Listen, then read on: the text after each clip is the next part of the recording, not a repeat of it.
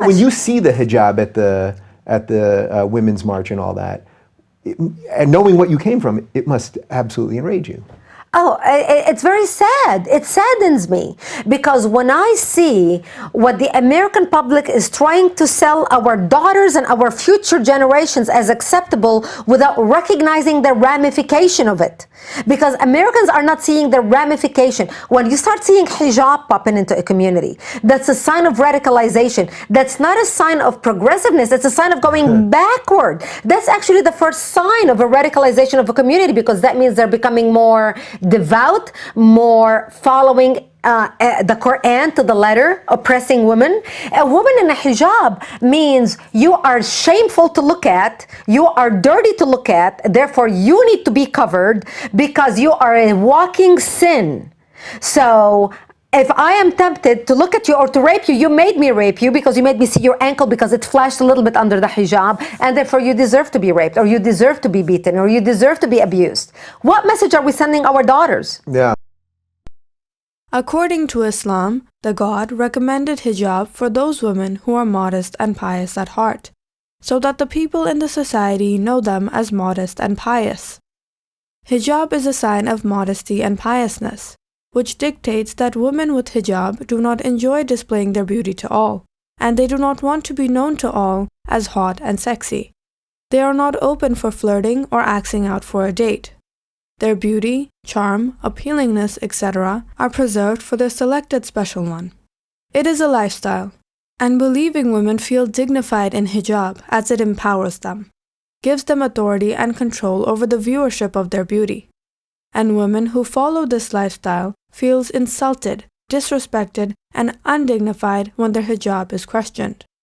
Hijab cannot be imposed on anyone, because if hijab is forced or imposed on anyone, then that hijab will be deceptive and hypocritical, and that person may end up doing things which may bring shame on this holy dress code.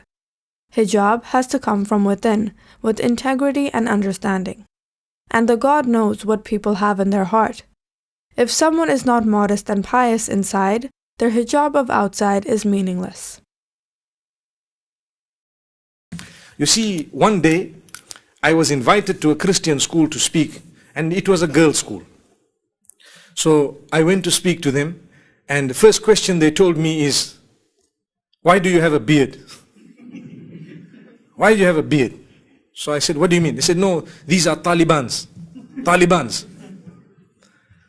So Allah put it in my mind. This was a pure Christian school. You know, they had idols that they have, little pictures and portraits and so on. I said, you know, to be very honest with you, we follow the prophets. And you know, I don't want to use the Prophet Muhammad's example because you don't believe in him. We are talking now to Christians. But I want to tell you, when I walk in the streets of Harare, Harare is the capital of Zimbabwe, where I come from. When I walk in the streets of Harare, the small boys, they say, "Jesu." You know what is Jesu? Jesus. Says, "There is Jesus walking." But when they see your priest, they don't say that. Are you following what I'm saying? Yeah. When they see your priest, they don't say, "There is Jesus walking." I say, but why? The reason is, we follow Jesus as well. I did not see Jesus without a beard. Anyway, I saw him with robe, and you drew the picture. I don't even believe that that is the proper picture, because we are not allowed to make those pictures. But you drew the picture. According to your picture, I have got a beard. I look closer to him than any one of you. So they were quiet. So one other girl thought she was clever. So she said, "But what about your women? Why are they also covered? You cover them." You know, this question comes up all the time. So I said, "Because we follow the Mother Mary." Finished. Closed. Topic closed. Topic closed. Our women are closer dressed to what Christianity teaches than the Christians themselves. We are purer in Christianity than the Christians themselves, because look at the dress code, look at the morals, look at the conducts, look at how strictly we follow the 10 commandments, look at how we would like to, you know, stop certain things from happening and so on. And every little while they find it creeping in. The church sometimes will allow homosexuality, they will allow, it changes. They change it in order to get more people to follow. With us, even if no one is following, the deen will remain. And still there will be people who will follow. So let us remember, when you want to think of answers and when you have discussed, you will have the answers. Now, to cover yourself, how can that be oppression? Because today I am covered. If in 50 years from now, they might tell the men that if you don't move with shorts, you are oppressed. Then what are we going to do? All of us are going to move in shorts. Allahu Akbar. Can you imagine myself and everyone else here sitting here in shorts, one short only like this? They say, no, if you don't wear shorts, you are oppressed. So the sisters who are seated here, some of them are fully covered, some of them have their faces open. Nobody has forced them to do that. It is their own will. They are Muslim, they are surrendering to Allah. So we believe that in the same way, you see, sometimes people say it is oppression to cover. Why are you covering? I have had questions regarding my own family where people say, why do you force your family to cover? And I tell them, you ask them. Did I force them? I didn't force them. No, it's oppression. So I am oppressed. You know, yesterday I was in Colombo and I gave this example and I want to give it to you. It's a very good example. I was one day sitting in an aircraft a few years ago. There was a man who sat next to me and he looked at me. He doesn't know me. He doesn't know anything about me. And he told me, you people oppress your women. To start with, no hello, no how are you, no good morning, nothing. You people oppress your women. So I looked at him and I said, Ya Allah, what should I tell this man? He wants to fight. You see, he wants to fight. He wants to argue and debate. So I can't talk to him on normal terms because he didn't talk to me on normal terms. So he was with his wallet looking at something. You know the wallet where the money is? He was looking at something. So I looked at him, I said, you are oppressing your money.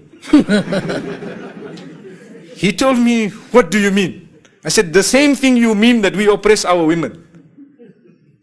So he said, why? I said, because you are covering your money. Your money is covered. Everything is covered inside there. Can you see?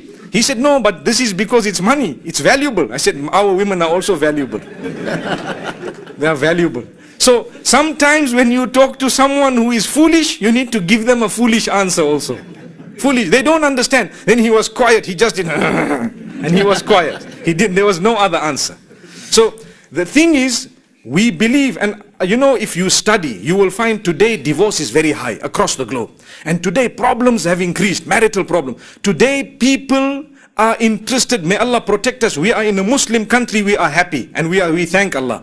But some other places in the world, men are interested in men and women are interested in women. You know what I'm talking about. Now in some countries, some of the most developed countries, I was reading an article recently, there are some people fighting. Listen to how people are taking not only religion away from us, but they are taking our brain away from us. There are some people in developed countries who are fighting to say we are free to marry our dogs. Wallahi. Wallahi. They are saying, why is it, if a man is free to marry a man, why can't a man and a woman be free to marry the dog? What is wrong? We are free. Do what you want. They are fighting it. That is how the issue of homosexuality started many, many years ago, in the same way, where people said we are free, until they convinced some people that we are free and they started. So now they started the other ball rolling, very soon they will allow it. Astaghfirullah, may Allah protect us. So if you take a look at the Islamic ruling of covering, when there are women all over who are not covered, you have some, they might be more beautiful than others, and you have some, you know, maybe their character is not good, and so they're all different types. Like if you have a motor vehicle, say for example you have your motorbike. I notice, mashallah, here most people have motorbike. When you buy a motorbike and you are riding it, you are very happy because it's brand new, isn't it? But after some time you saw another motorbike, you say, oh, that one is better, I will get that one inshallah. And then you continue, after some time you change your motorbike, you get a better motorbike because you saw it. If you did not see that other motorbike, forever you were going to believe yours is the best. Wallahi. Look, you have a phone. If you have iPhone 4S, it's the latest, isn't it? So if you have iPhone 4S, you are very happy, you are excited, you keep in your pocket, you know, you talk. There is something called Siri, you talk and you see and how it works and everything. You are very excited. But when you see iPhone 5, you say, oh, now mine is not latest. But if you did not see iPhone 5, up to when you die, your iPhone 4S is the best. Do you agree with me? Yeah. There you are. So Islam says, your wife, when you got married, you are so happy, she's your bride, you had big function, you had such a nice place, father of the bride came, you came, everyone came. So when she is yours, you lower your gaze, you did not see another model. So you are very happy until the day you die, you think this is your best, finished. Subhanallah. But when you are looking here, looking there, and they are exposed, someone shows you hand, someone shows you leg, what happens? Your model, now you are not happy anymore. So divorce, I want another one. You see? And this is why it's happening on the globe. So Allah says, put nice clothing, so your beauty is covered, so it is appreciated. Other men, they will look down, women must look down, and the issue of lowering gaze is not only for women, both for women and for men. Lower your gaze. You don't have to stare someone, look them up, down, up, down. No. In Islam, we don't do that. So people say, no, you are free. Wallahi, now, there are laws which in some countries they are saying, when you stare at someone, it can be called sexual harassment. So they want to jail you for looking. They want to jail you for looking. Islam from long has told us that be respectful. What is wrong? Now they are telling us, no, Islam is barbaric. How can they say that you are not allowed to look? But themselves they are saying that if you're looking at me too much, you are being very, very, you are being abusive. Sexual abuse. May Allah protect us. So we need to know the issue of dress code. We can answer them with logic, not with religion. Put religion on one side. We talk with logic to say, look, if you have someone, like I said a few days ago also in one of my talks, that you see the hair of a woman, when no woman's hair is showing, when someone gets married, that hair is so valuable, it attracts him, he looks at it, he appreciates it, and so on. But when everyone's hair is open, one uses Head and Shoulders, the other one uses Pantene, the other one uses this, Palmolive, and someone uses different thing. One hair is flying this side, one hair is flying that side. So what you have, you can't appreciate it, because if you see your wife's hair, you say, no man, but that other one I saw was better than this. So you're not happy. So the best solution is just cover yourself. And the best solution is lower your gaze. And this is why we believe firmly you need to work hard to be happy with what you have. Islam teaches us contentment. Be happy with what you have, because wallahi, if you are not happy with what you have, your race will only end when you die. You will keep on running. Someone, for example, they have a nice cell phone, a mobile phone. It's okay. Every time latest one comes, you want it, you want it, you want it, you want. When will it stop? When you die, it stops.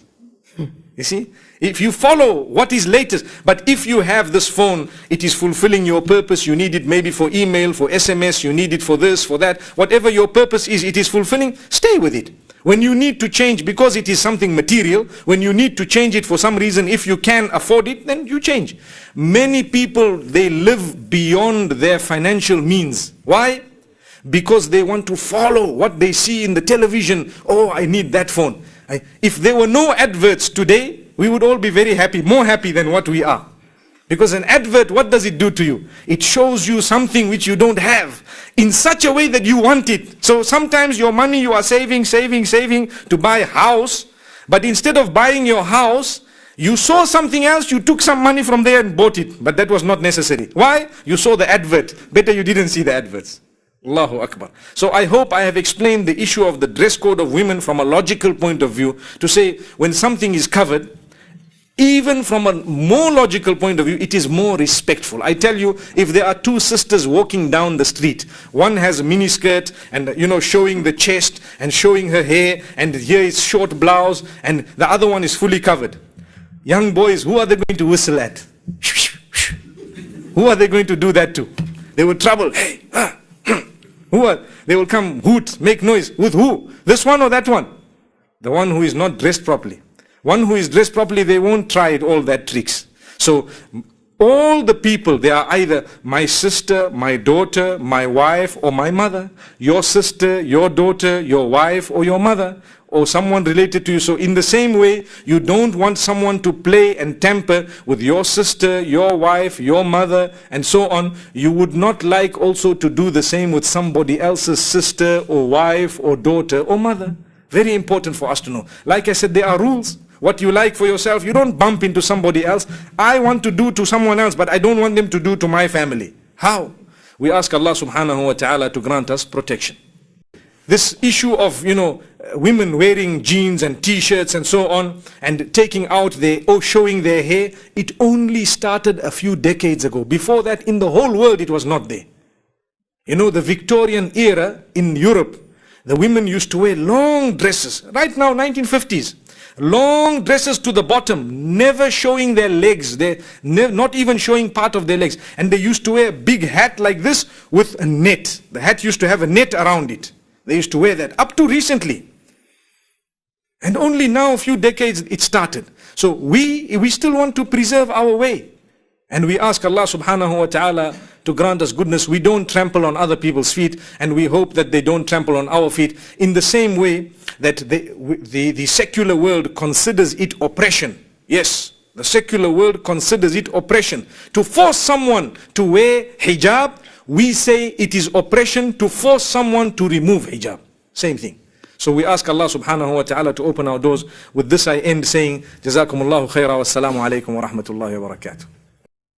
Like, share, and subscribe to create awareness.